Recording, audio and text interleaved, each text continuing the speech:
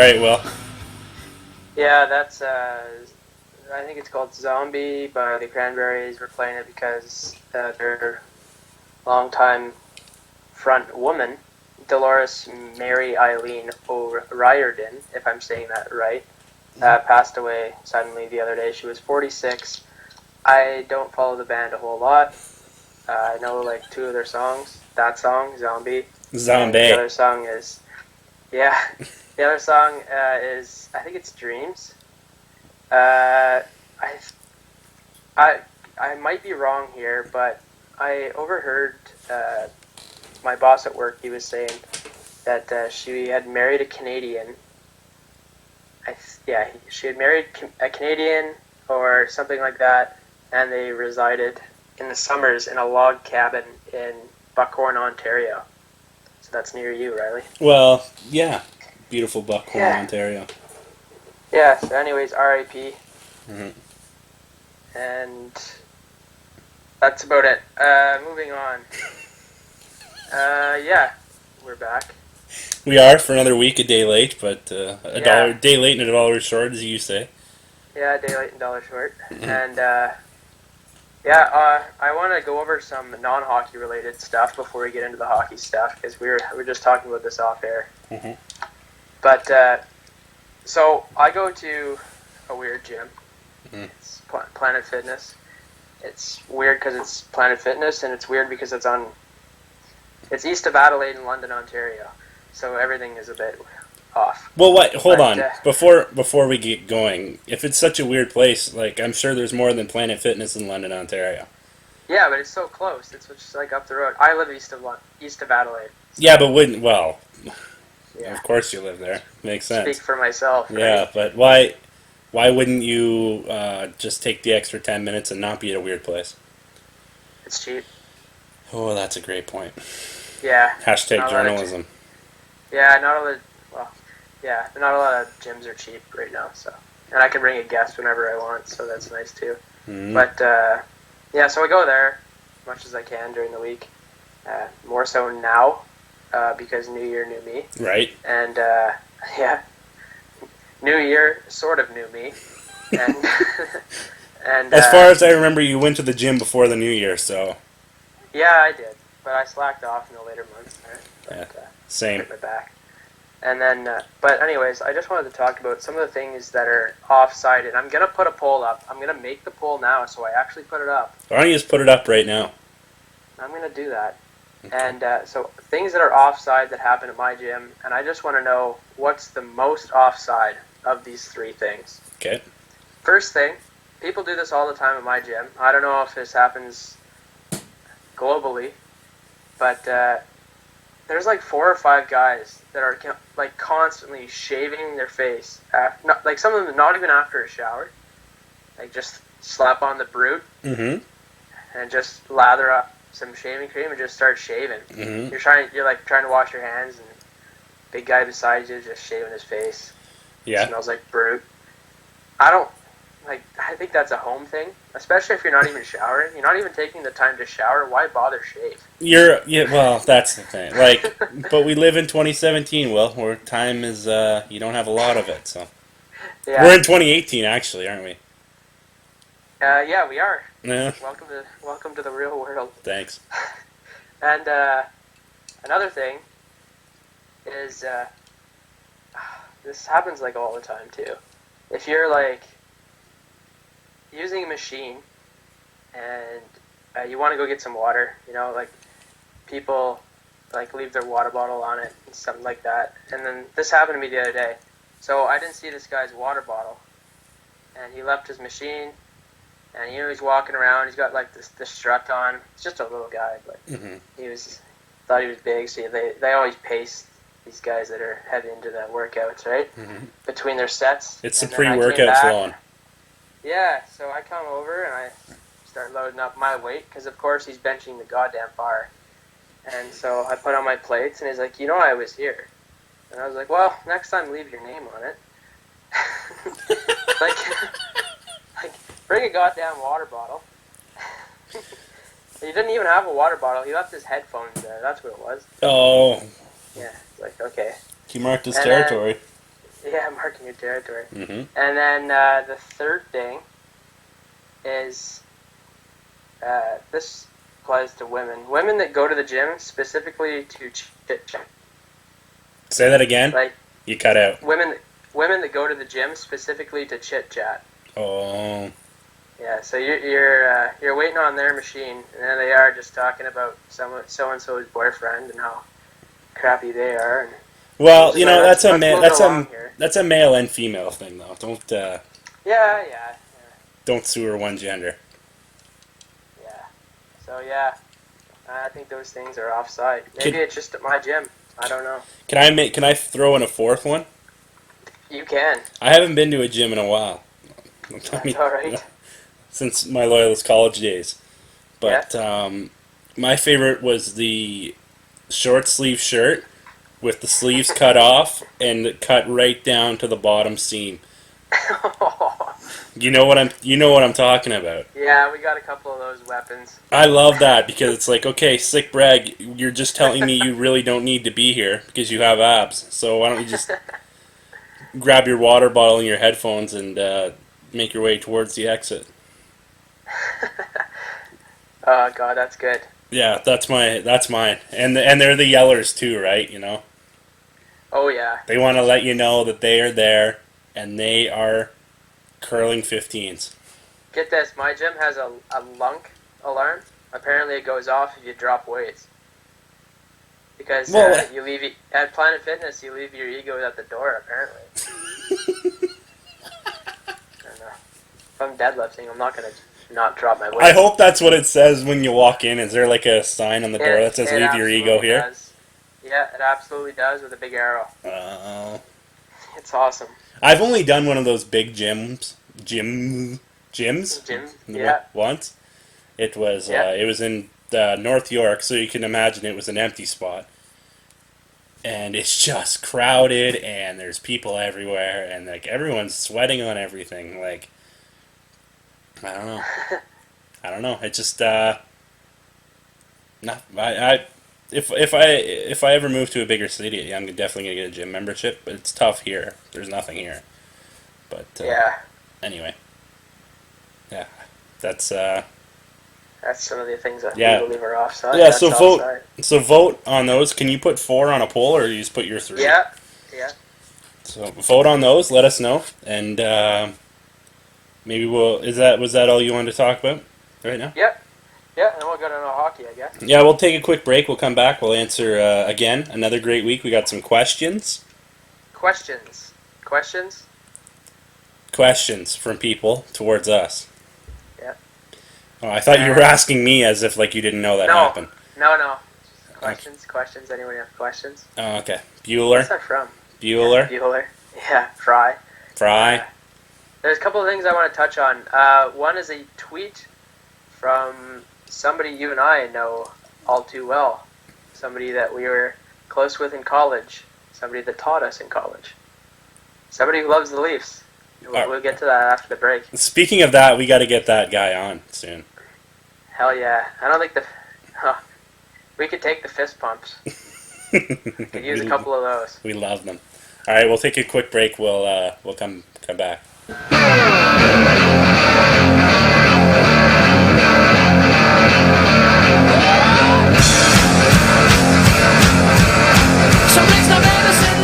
Will and I were just talking off air. If you want to go see Jack White at the Budweiser Gardens in Toronto on June 9th. Budweiser Stage. Oh, Budweiser Gardens are in London.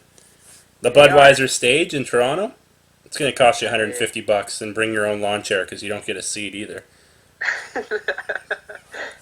Yeah, you're in the nosebleeds for that. Well, you're not even in the nose. You're not even in you're not even in the stadium. You're outside. Might as well just stay in the car and watch it on the projector because that's about as good as you're gonna get. If you want to get right up on stage by the floor, it's $250 a person.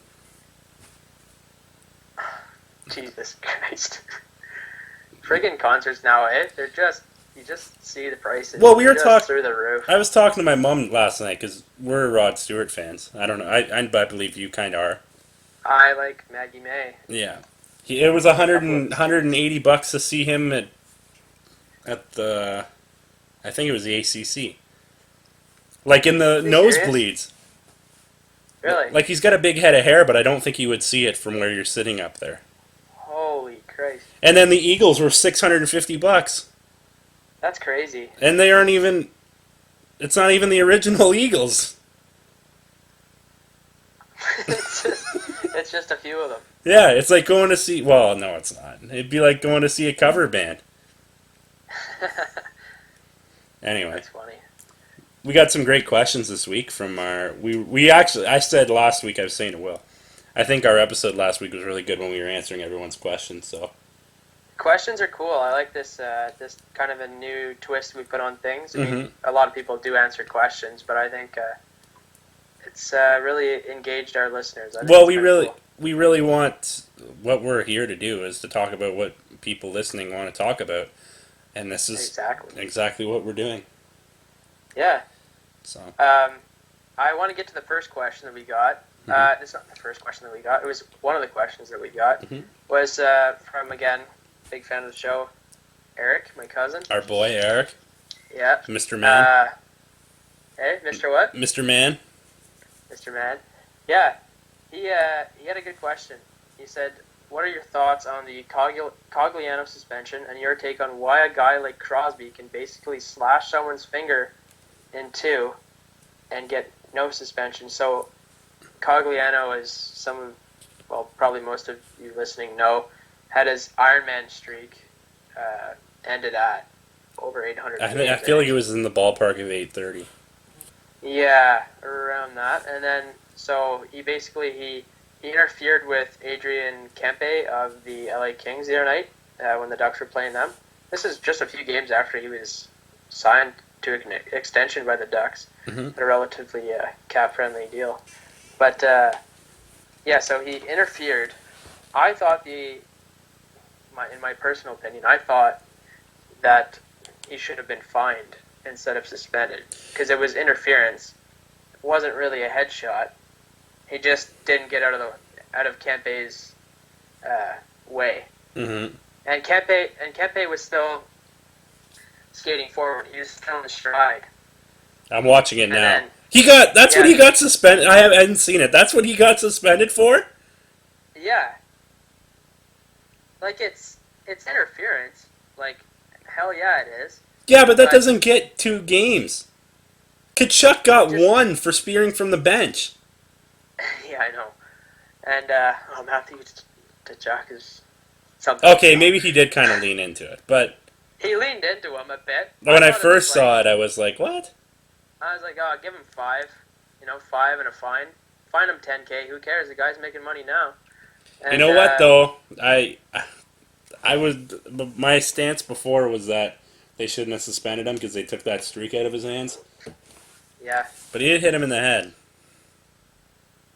It was, yeah. But I don't know. It's worth it's such a fine line because if it's worth a suspension, then you're going to see other players who I don't know. It's this weird spot that the game's at right now. I would like to see the streak stay intact though. Like now they're kind of like they've stripped him of he can't continue that streak. But I think the streak should be how many games have you played straight healthy? Well, that's what I think. That's what I always thought it was. I never even considered it a suspension or anything like that. Yeah, how has it never happened before? Well, I guess he's not a very good player. 800 and how many games? 30, we said. 831. Something crazy, though. He was, on pace to beat Doug Jarvis, barring, he didn't get injured. Dougie Jarvis made I don't know what Jarvis's record was. It was probably 100 games more than that, but still. It's 830 exactly. Yeah, you're right. Crazy. I'm smart, man. Yeah.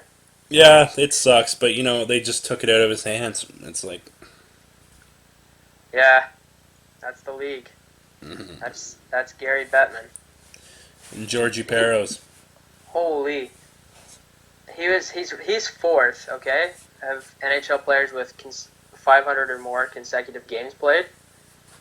So he's fourth. He's behind Doug Jarvis, 964. Gary Unger, 914. Never even heard of him. Yeah, I have. Steve Larmer, heard of him, 884. So if Cogliano... He was so close. Yeah, if Cogliano would have finished the season and played a bit more, like 20 games more next season, he would have been in third. Man, that bums me out. So he was only 134 games back. But no, I wouldn't say only 134, because 134 games, it's a lot of games. That's He signed for a year and a half, right? He just signed an extension for next year? Next year, year after. Yeah, so he would have made if he would have just wrote it out, he would have made it. Yeah. It's not like it would have got to a point where no one would have signed him. Said he got his stick up on an interference. Oh well. That bums me out. All right, let's talk about the second part to that question, because that just bums me out. Yeah, and then Eric mentions this is coming from deep. Yeah, I was gonna say this. I read this and I was like, oh, has this been brewing inside you since the playoffs last year? Yeah, this is what he's referring to. The Crosby part of that question is when Crosby got the stick up on and slashed Mark Mathot really, really hard, and it pretty much, as Guy Boucher put it at the time, it absolutely destroyed his finger. His finger is finished. But and then Crosby wasn't suspended. I don't even think he was fined. I don't even know what to say about that. They're cracking down on slashing now. Yeah, well, that's kind of the whole reason why this is happening. But Guy Boucher, could he be a Bond villain on the side? He absolutely could. He's a scary. That's a guy who never looks impressed. He looks like, if you call a penalty on the Senators, he looks like you walked into his house, grabbed his dog, walked out and brought it in front of him, outside or something, and shot it. No, I was gonna say. He looks like it. Like, he just looks so furious every time something's not his way. I mean, not a lot's going his way right now. Yeah, it's not like that's a good thing for him lately. He hasn't had a lot of good things for him, so. Yeah. No, the league's cracking down on it. It's not what the game used to be like. That's for sure. Yeah, it's a little bit different. I get it. They want scoring to be up. I've been thinking about it actually, because they want scoring to be up. That's why they're calling these slashing penalties, because players won't slash the superstars. They'll go in and score. But that Leaf game last night was 0-0 until the final couple minutes, and I was like, or Monday night, or Tuesday night, yeah. And I was like, I think so. Yeah, I was like, man, like, it's kind of boring. So I kind of get the point why they want scoring to be up. Mhm. But yeah, there's been a couple of boring games, a lot of boring games lately. It's kind of that dog days of the season where everyone's just kind of riding it out until they get to the playoffs. It's even tough for Leaf, like, unless something, the 18-wheeler goes off the cliff, which we all know that is a thing in Toronto. They already know who they're probably going to play in the first round, so it's kind of just riding it out till April. Boston? Yeah. That'd be cool. They're 10 points up on anyone else. Yeah. Yeah, Boston, Toronto, I'd get behind the series like that again. Like I said last week, I said that. Mm-hmm. Anyway, next question. Next question, please. Do you want to get to Kelsey's? Sure. My sister Kelsey, she's a big supporter of Zdeno Chara. Former guest. Big supporter of Zdeno Chara, and she wanted to know if the Boston Bruins should trade Zdeno Chara. No. She's just really hoping they do, because she doesn't like him. I don't think they... I know he's 40. He's a man. He's 40. I know he's 40, but look where they are in the standings right now. He's their captain. If anything, they're going to add another defenseman. From what I've heard, it sounds like they're going to give him another one-year deal at a little bit lesser of a value. Right now, I think he's down to $4 million that he's making. But my simple answer for me is just no. I think, if anything, they shouldn't be looking at trading roster players. I think they should be looking at, especially defensemen, because they're a little bit weaker on the back end than probably they'd like to be. Mm-hmm. I think that they shouldn't be looking at subtracting roster players. I think they should be looking at adding Mm-hmm. to their roster. Then you take a veteran like Chara out of that locker room, even though he's 40, and don't get me wrong, I'm not a fan whatsoever, but I think his voice is heard in that locker room. Well, he's the captain of the team. Exactly, yeah. But she also wants to know if on Saturday night the Habs and the Bruins played each other and the Bruins won. I sent over a Snapchat Will's way of my sister wearing her Bruins jersey and my dad yelling a big woo. So Kelsey had a two-parter to her question. She said, "Will our friendship truly be over if the Bruins beat the Habs again tonight?" No, I'd actually prefer it because the more times Montreal loses, the further they go down the standings, and Montreal's not even like they're playing a bit more of an interesting game right now. Like they're in games. Mm-hmm. I'll give them that, but they're down 2-1 right now to the Bruins, and as long as they're playing interesting hockey, and they have been, I don't care if they win or lose. Like the other night, the Habs played against the Islanders and they lost in overtime. That was a fun game though. Montreal played really, really well. And when it got to overtime, I said, I don't care. You know, I mean, you got a point, but like maybe I'm not a true Habs fan if I'm kind of cheering for them to lose. You're thinking long term. I'm thinking long term. I'm thinking, which makes you a true Habs fan. Yeah. You're not of the mindset that they can climb back in. No, I'm a realist. What about you? On that Chara question. I kind of said I don't think so. Like, it all depends what you get. It's for any trade. If you got an offer for something pretty good for Chara, maybe help you out.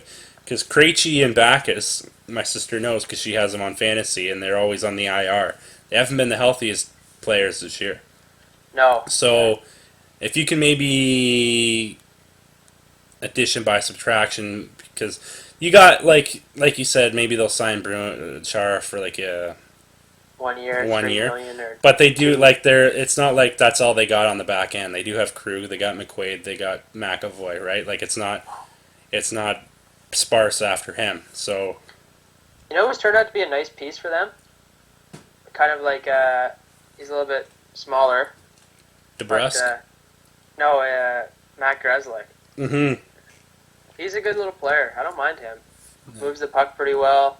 Pretty good. Stands up for himself. Like, he's pretty good in his own end. And he only got 6 points, but... Yeah, well, I think if they get the right offer and it's something that can help them, I don't think they'll hesitate to move him. But who's going to want a Chara? Yeah, if, say the roles were reversed and Boston was in Montreal's shoes right now, trade Chara. Yeah, I need to trade him. But I think that's exactly it. If they're in this spot that they're in right now, I don't think that's something they want to do. Another question. This one comes from... this is all the family questions. We're getting the family ones out of the way. This one's from my dad. He says, do you think it'll make a difference with Drouin on the wing opposed to center? Ooh. So this is a two-part question, and then you had another one after. Mm-hmm. Drouin on the wing will be 100% more effective. Unfortunately, it lasted about 23 minutes tonight. Nice. He's back at center.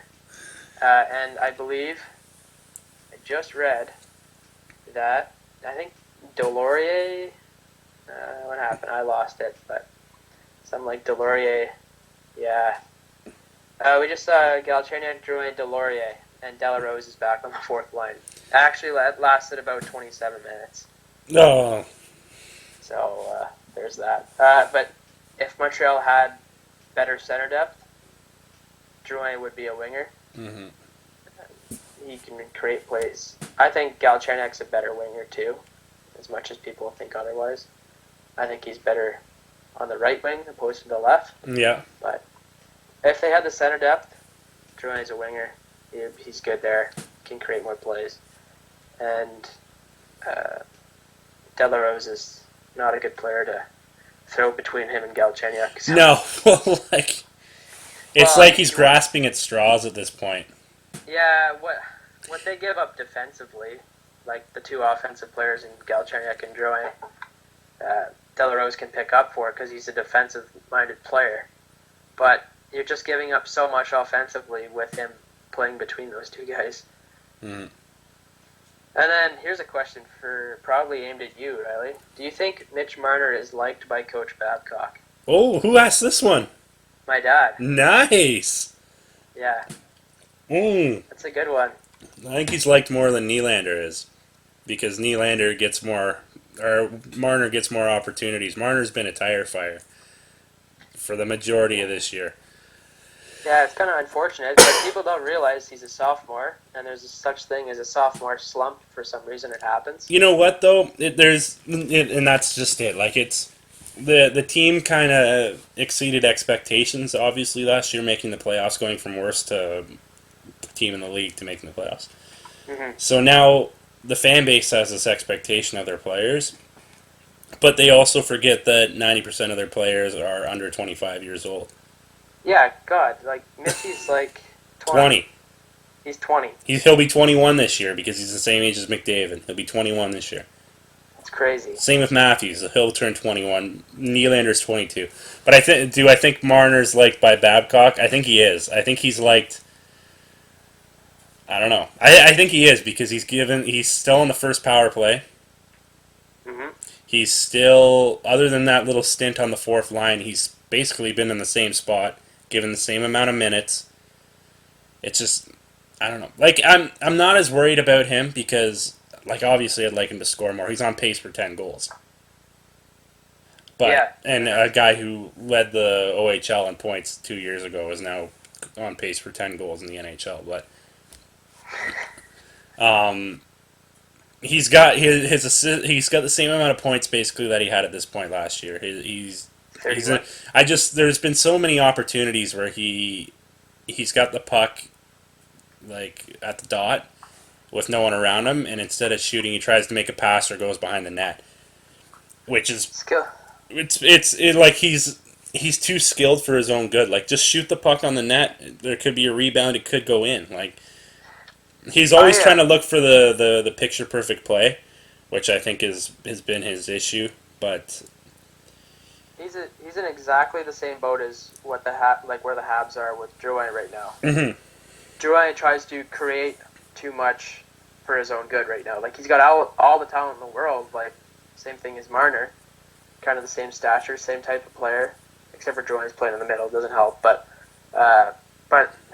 They constantly think pass first, and that's why Marner's got 5 goals and Drouin has 7 or 6. You know? Yeah, 7 I think. Yeah, but to that, there's two differences I think, and why I think Marner will be able to bounce back. Like Drouin's in his 5th year in the league. I think it's his 3rd full season. Yeah, because he spent some time in Syracuse. That's right. So sure did. So. Marner's only halfway through his 2nd year in the league. I think he's gonna mature a little bit. He's gonna try to maybe shoot the puck a little more. And the other difference is, look at who Drouin's got down his wings to get the puck to. Like Marner can put it out front to JVR, who's on pace for a career year. You can give it to Bozak, who is only buzzing when Marner's buzzing. But. I think Babcock likes him. I just think.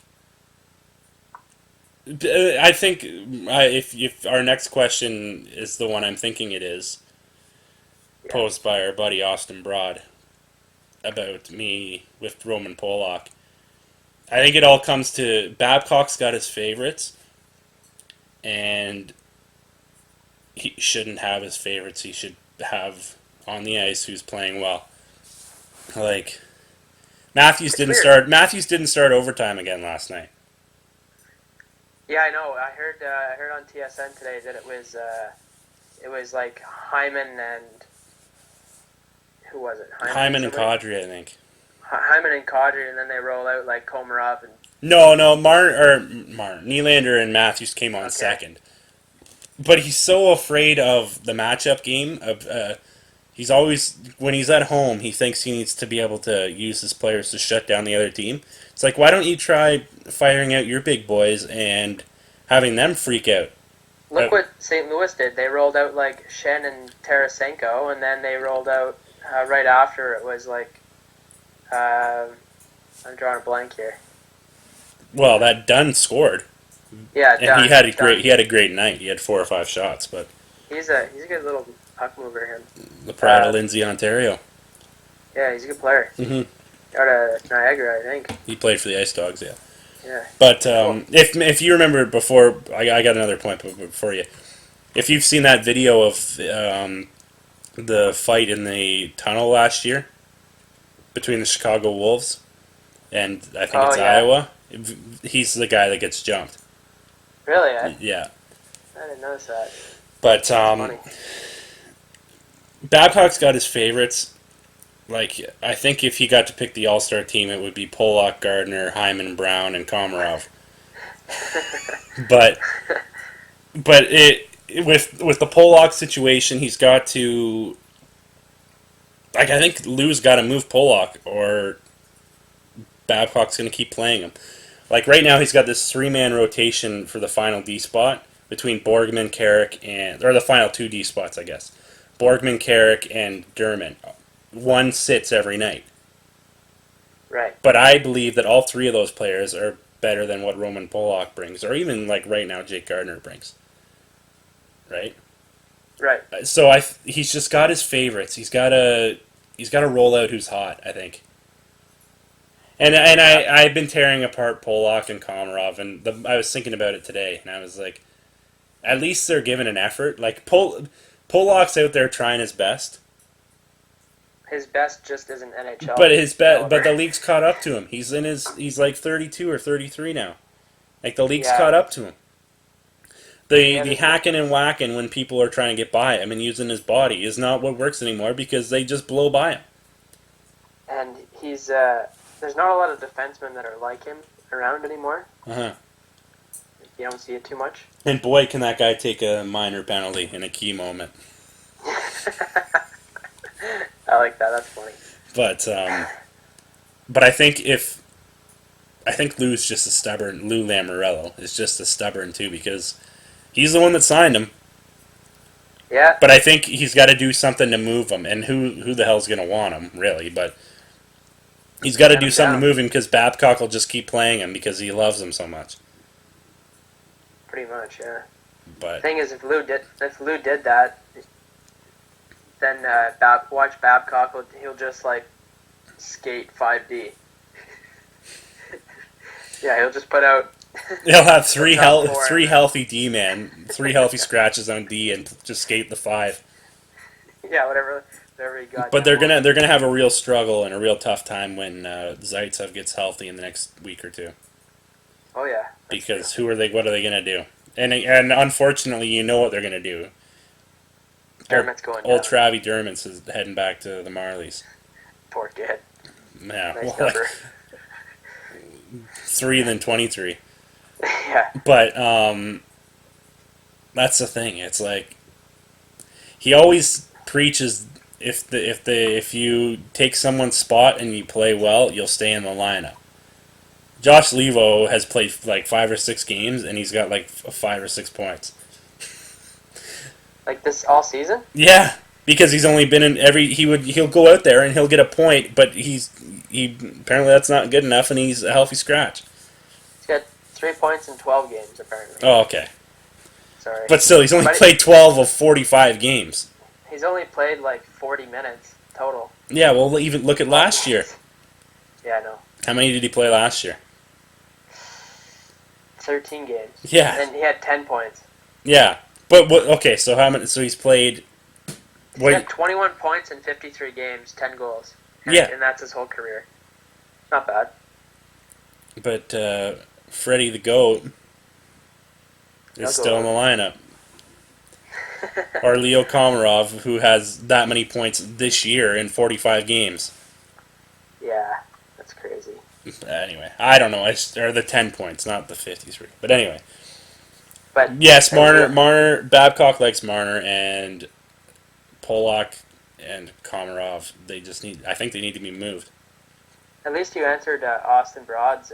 Yeah, well, that's why I Question. transitioned. Well, I transitioned into that question because I knew that was coming. So Yeah. So for those, if you haven't seen, Austin wrote.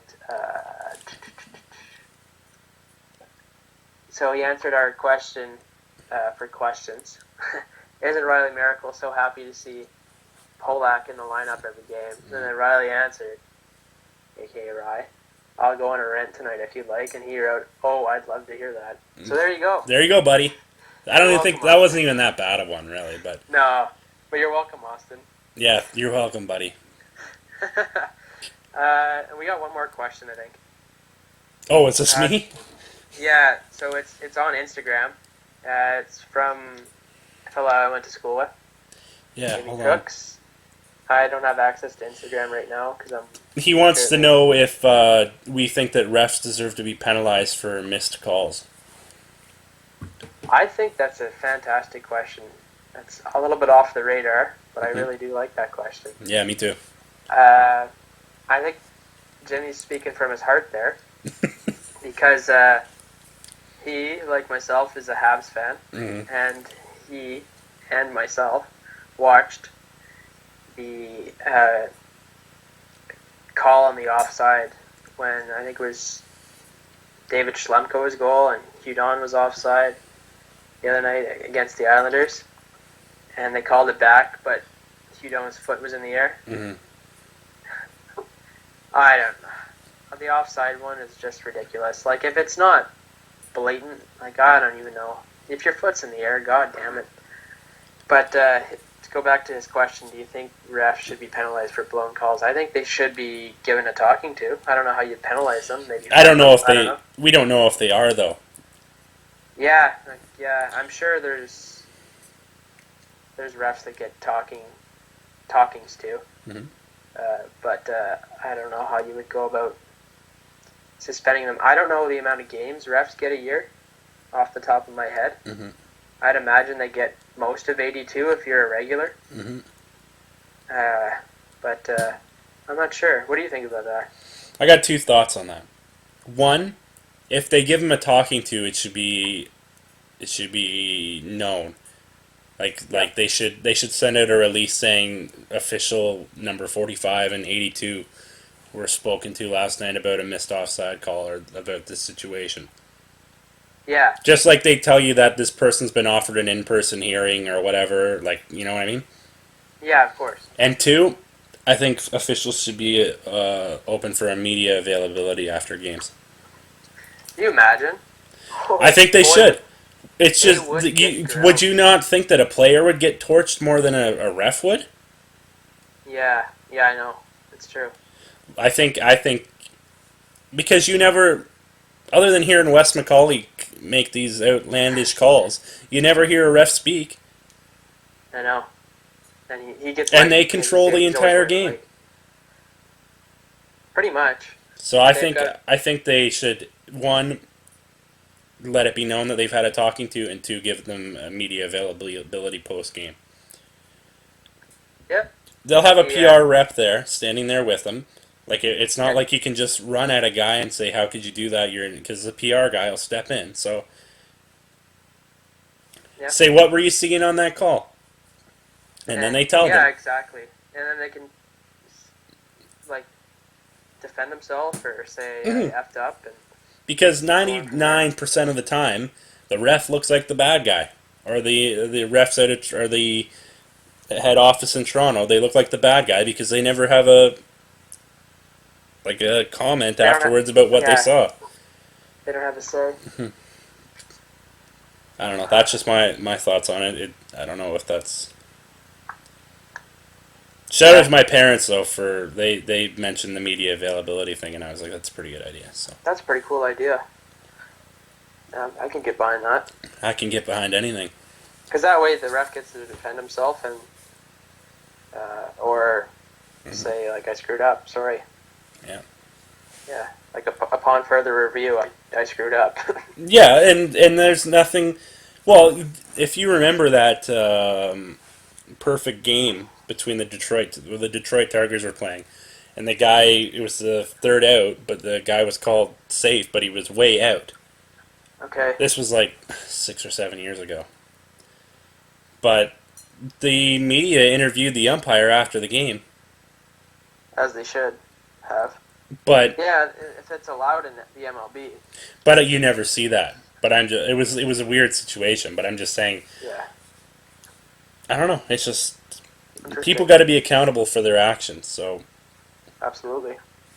Because you can make any sort of call, you get booed by 15,000 for about 5 minutes, and then you walk off the ice. Yeah. And then that's it. And then you're on to Minnesota for your game tomorrow night. Yeah. Like, they travel just as much as the players, half of them. More, probably. They don't really have a home rink. Kinda, yeah. I know a league official who mostly does the, Jesus, what is it now? It's the division that the Habs and the Leafs play in. Atlantic. It used to be the Northeast. Mm-hmm. So he used to do all the... Well, he's still... So he's in the Atlantic, so he does mostly... games the in East the Atlantic. Coast. So he's kind of... Because I think he lives just outside of Ottawa. So it's like Ottawa is kind of like a home rink for him. Montreal is kind of like a home rink. Mm-hmm. Toronto's all right too. And then if he goes down to New York, yeah, stuff like that. So... Well, that's different though. At least you're not in San Jose, and the next night you're in New York, and the next night you're in Vancouver, and the next night you're in Carolina. Like you're kind of all along the same time zone. Yeah, exactly. For the most part, until it gets like deeper in the season, and like refs are placed differently. So, like he goes like last year, I think he did the couple of Nashville series, one or two. It'd be cool to talk to him. I don't know if I should have said that, but yeah, it could happen. We'll see. Yeah. Actually, he's right there. He's calling the Habs game tonight. Oh, no, that's not him. Just look like him. Okay. I don't know. He might be there. Anyways, we'll take a quick break and we'll come back. I want to get to what we talked about before the break, about a tweet. And we have a website that's probably up and coming sooner than Yeah, that's exciting. So we'll or do we just want to wrap it up now? Or do you want to take a break? A little bit of a break. Okay. We've been talking a while. We're at 42 minutes, so we've been talking a while. That's all right. All right. We'll be back. Now the boss is coming. You better look busy. They're paying you for nothing. There's no time for loving. It's all I've been spinning this vinyl a lot this week. Let me tell you. I love them. Is Jackson Square by the Arkells is the band? This is Jackson Square is the album. That was Oh the Boss is Coming. Is that your favorite Arkells album, Jackson Square? It's my favorite album, period. Really? Yeah. Yeah, it's a pretty damn good album. Yeah. Looking back at it now, like when I first listened to it when it first came out, I didn't realize how many hits they were going to have off of that album. Mm-hmm. But if you go to, I don't know if anyone listening goes to or has seen them live in concert, those guys put on a hell of a show, and they do not just play their new stuff. They play everything they've got. They play the Boss. And they don't just play their hits. So, sick. Sick brag. Sick dudes. That's the Arkells. Yeah. Well, you know what? I've got that album. I got their most recent one, which I can't remember the name of it.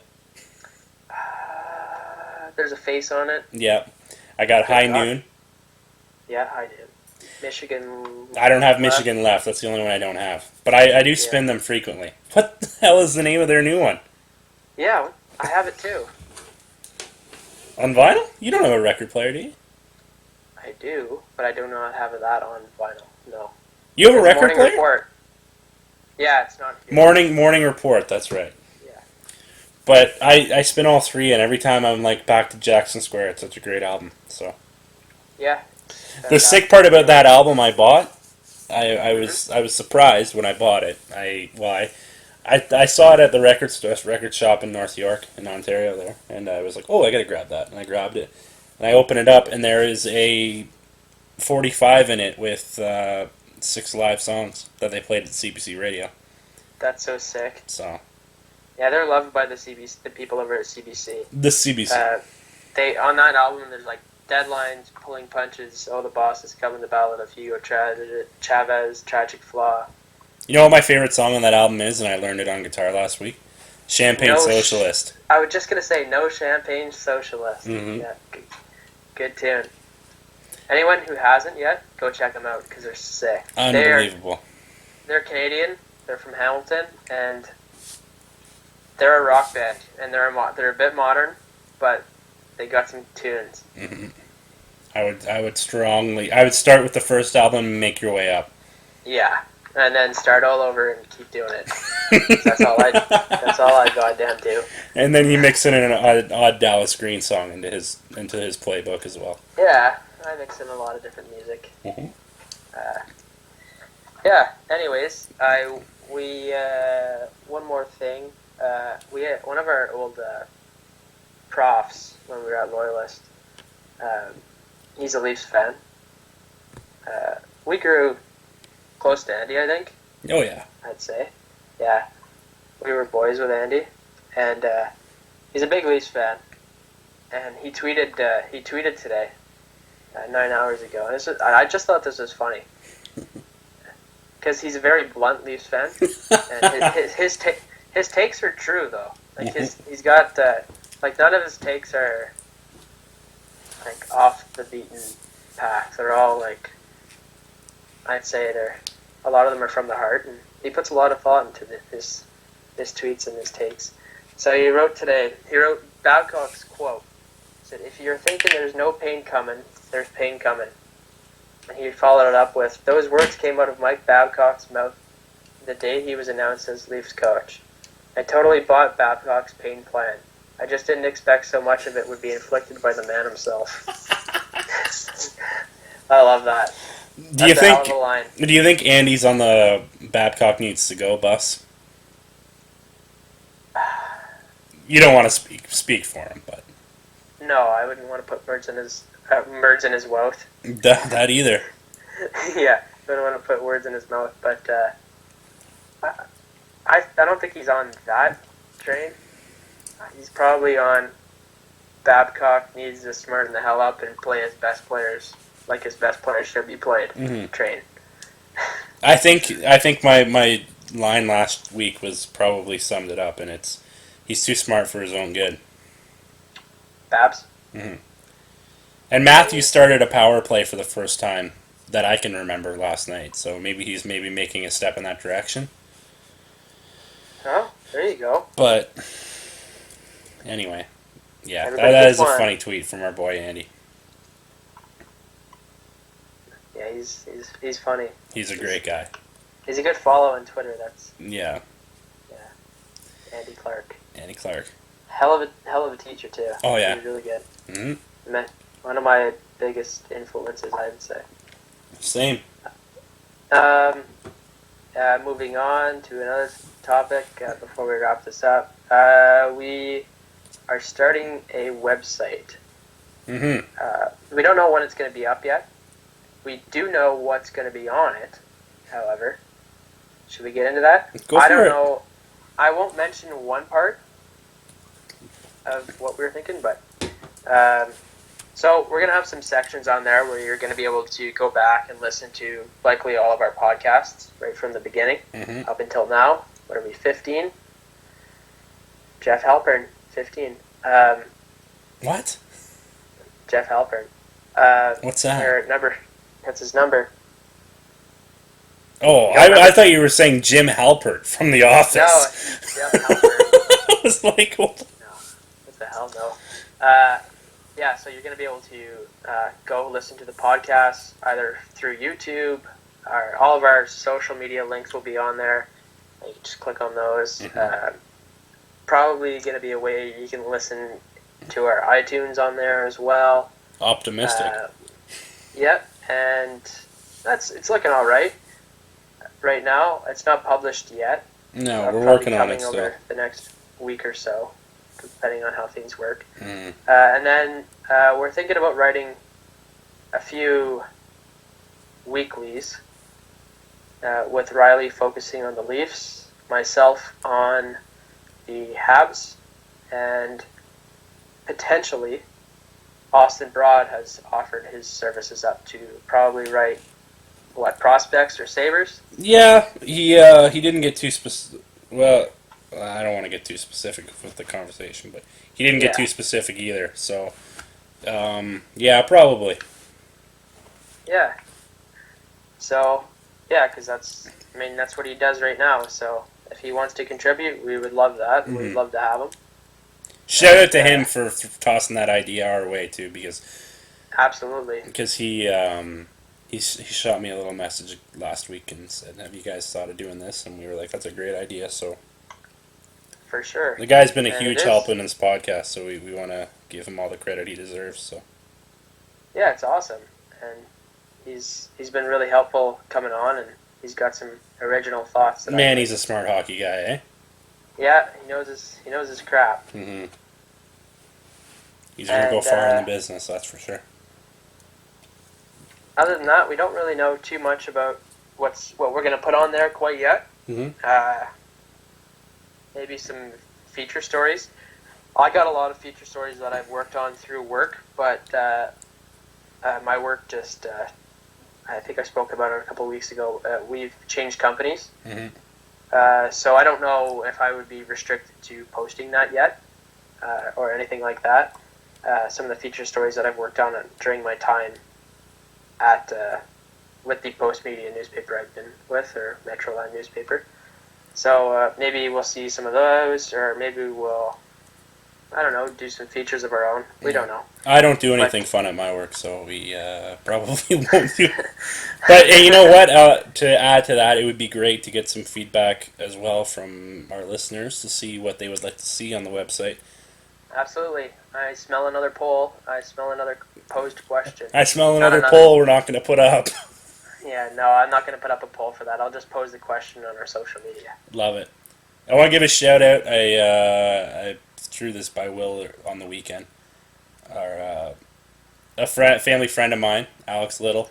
He's the defenseman for the Central Ontario Wolves, Bantam AAA. He given a little bit of a bad bounce this week. Went awkwardly into the boards and broke his arm in 2 spots. So I don't know if he listens. I don't know if he listens, but send your well wishes over to our boy Alex. I've seen very few people that love the game of hockey as much as that guy. So great defenseman. He's gonna go far. He's probably done for. He's obviously done for the year. Bounce back for his minor midget year. Hopefully have a strong minor midget year and go from there. But I showed Will the picture of his arm. It's not nice. It's not nice. So he had surgery today. It went well. So yeah, hopefully he can bounce back next year. And but man, I'm telling you, from talking to his family, I've heard some stories. They have a little barn that's got ice in it, so he will go out and skate around in the barn all day and all afternoon, and then pack up his gear and head to his game and play unbelievable. And that guy's on the ice all the time. So, and a hell of a lacrosse player too. So, from what I hear, I haven't seen him play lacrosse yet, but well, get well soon to him. Hopefully, happy healing. Yeah, it'll be a rough probably couple months for him, but I can imagine for sure. But he's a pretty strong defenseman, so hopefully he can bounce back. Oh, I know he will bounce back. So. What's his name again? Alex Little. Alex Little. We call him Little Alex. Get well soon, Little Alex. All right, then that'll wrap up this week's episode. So thanks to everyone for listening. Follow all our social medias. Yep. Facebook, Instagram, Twitter. iTunes. Subscribe. Always important. Always give us some feedback on iTunes too, because I think as far as I know, high ratings and good feedback bumps us up on iTunes and gets us a little more notoriety, I guess. So it's always great to get that. So and yeah, thanks to everyone. This is a lot of fun. So regardless of what happens, I have a lot of fun doing this. So exactly, that's the main thing. All right, we'll talk to everyone next week. Yep. All right, bye guys. Hey kids, Wolf's home.